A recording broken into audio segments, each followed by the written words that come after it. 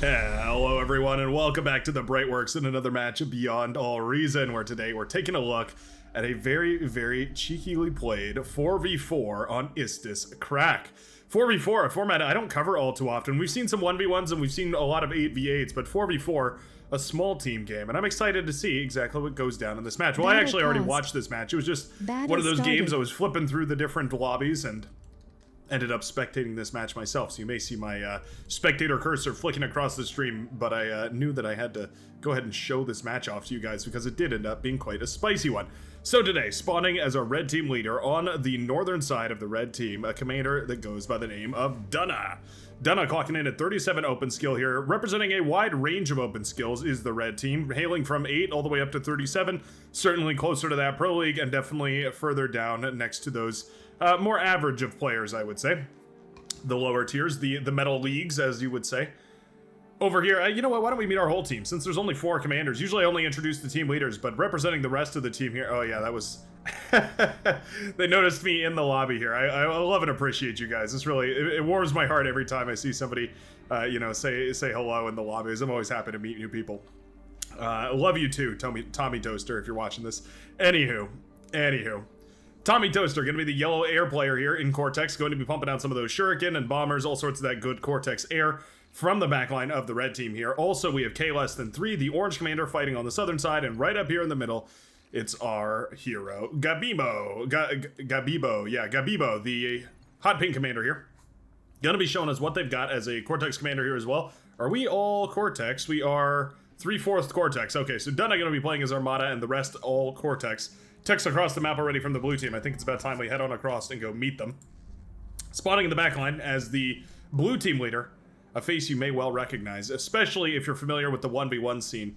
One of those people who's been around the bar community for a while here and pumps out some fabulous content. It's none other than Barcast TV of the AFF clan. Gonna be showing us what he's got as the Cortex Air Commander here for the blue team. We've got a wind turbine falling right there. Oh no. Prioritizing the fighters right here as we do see a, we see a, fighter coming out, but we've also got the bomber in the air right now. Already a back and forth fight. Guess I better speed this up. Canestro Anal, Canestro Anale? I don't know. It's, I don't, I don't know how to pronounce it, but it's the purple leader here, Canestro Anale, who is going to be the, purple player on the southern side here. The Cyan commander, Kayuma 002. Going to be showing us what he's got as a Armada commander here, nicely deflecting this tech attack, beautifully done right here by our lime green commander as well, who goes by One Trans Please. One Trans Bliss, very good. Okay, so we've met all our commanders, already a little bit of action, but so far so good. It looks like that bomber was shot down. Yeah, the fighters managed to shoot down that bomber. Excellent control right there from Tommy Toaster, making sure to shut that bomber down and make sure it can't really do too much damage to the team's wind economy. That one bomber across the map can really shut down sometimes a single player, but if in the best of scenarios, sometimes it can shut down multiple players. Little trades like that add up big time, though. Speaking of little trades here, a couple of blitzes trading out against a couple of grunts right now, looking for opportunities. Rascal Rover's not really going to be able to trade too well. Grunt's effectively the early game counter to the Rascal Rover and Tick.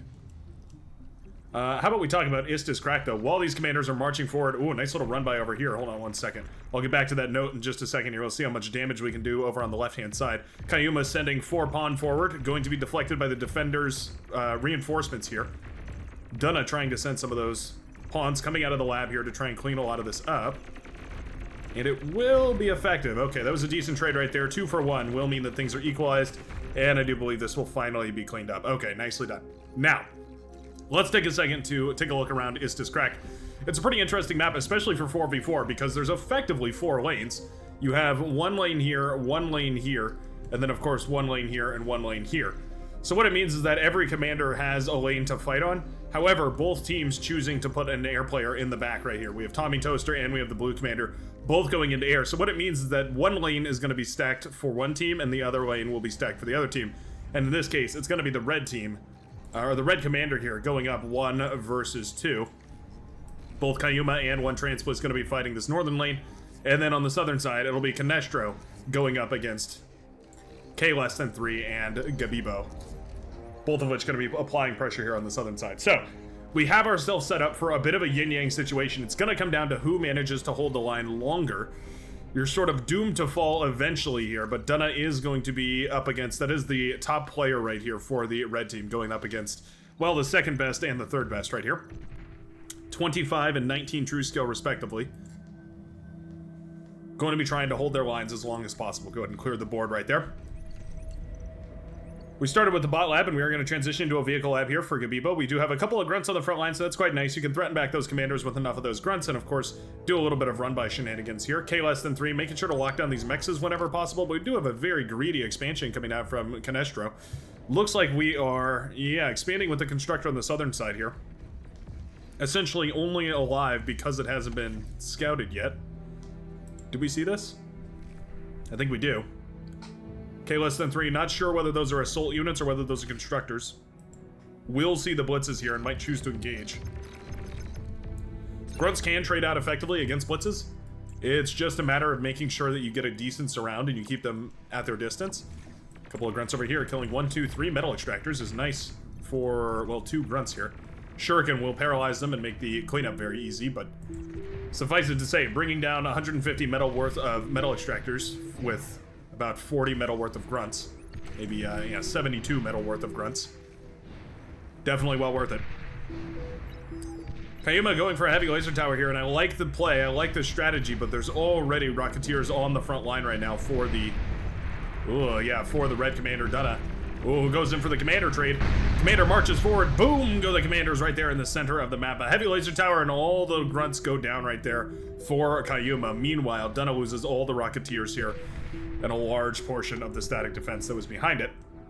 Still, though, a couple of LLT remain, including this one right here, which is watching over 1/2 of this wreckage.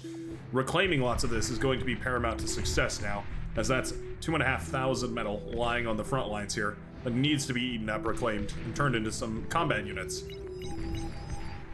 It could be the way that it could be the way that Dunna sticks into this game after being 2 versus 1. It could also be the way that Kayuma ends this match early. Barquez TV moving forward right here. Claiming the high ground metal extractors all over the place, very nicely done. Because we have those mexes locked down, it means, of course, that we are able to, Barcast is able to afford actually going to multi-lab here, so we do have the, oh no, actually we transitioned out. Ah, I see, okay, so no longer gonna be playing on air, instead transitioning into ground forces. That means it's suddenly a 3 versus 1 on this northern side, my goodness. Grunts have gone on a tear here.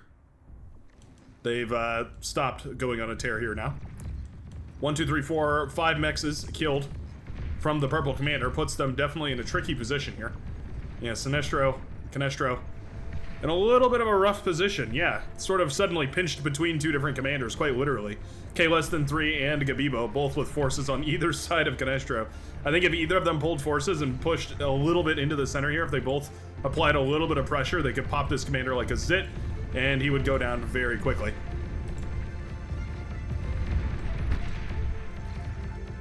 Reclaim mostly in favor of the red commander here.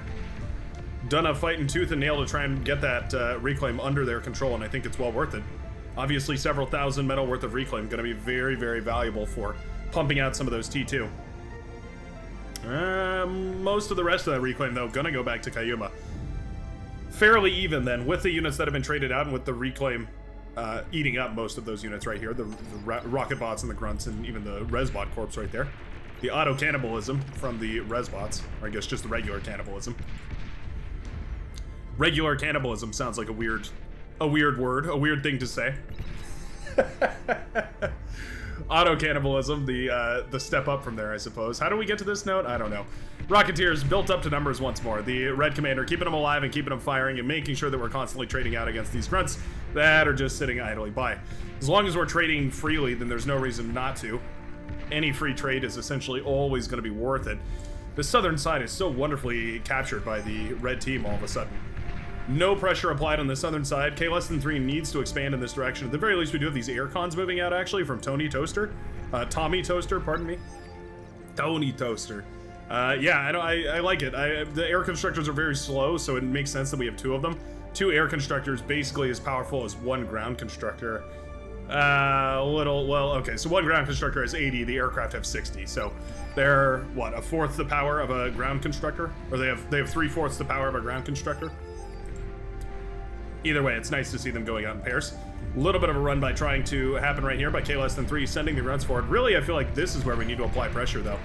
Yeah, if we can push Canestro here back to this choke point and this choke point, forcing the units to split in different directions, I think that's going to be ideal, and indeed that's exactly what we see here. The tanks moving in one direction to the right, and a couple more moving in one direction to the left. Wonderfully done by the purple commander to micro this. Looks like some of these tanks, Janus tanks, having loads of friendly fire right there. That definitely hurts, but it looks like at the end of the day, this will all be cleaned up quite nicely. Meanwhile, red commander in trouble. Pawns, ticks, brutes, grunts, even some thugs and some grave robbers here coming out from Barcast on the northern side.